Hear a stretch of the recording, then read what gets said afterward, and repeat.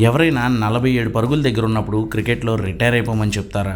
WPLలో మొన్న యూపీ వారియర్స్కి ఢిల్లీ క్యాపిటల్స్కి జరిగిన మ్యాచ్లో హర్లిన్ డియోల్కి టీమ్ కోచ్ అభిషేక్ నాయర్ చెప్పాడు.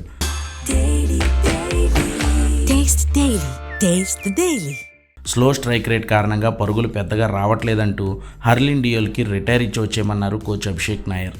47 పరుగుల మీద ఉన్న హర్లిన్ డియోల్ అయితే షాక్ అయిపోయింది. టీమిండియాకు రెగ్యులర్ ప్లేయర్ అయిన తనను ఇలా వెనక్కి పిలవడం పాపం అవమానంగా కూడా భావించుంటుంది. అందుకే ఆ కసినంతా నిన్న ముంబై ఇండియన్స్తో జరిగిన మ్యాచ్లో చూపించేసింది హర్లిన్. వచ్చి రాగానే 3 ఫోర్లు బాదింది. ఆ తర్వాత కూడా ఎక్కడా తగ్గలేదు.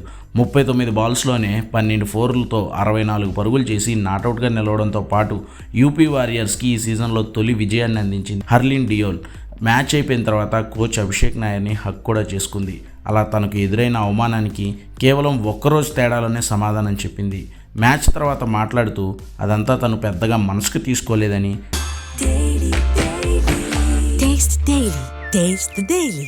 కానీ ఆ కోచ్ నిర్ణయం తర్వాత తమ టీం ఓడిపోవడమే బాధ పెట్టిందని, బట్ ఈరోజు విజయంతో టీం విజయాల బాట పట్టడం ఎంతో సంతోషంగా ఉందంటూ చాలా స్పోర్టివ్గా మాట్లాడింది హర్లిన్ డియోల్.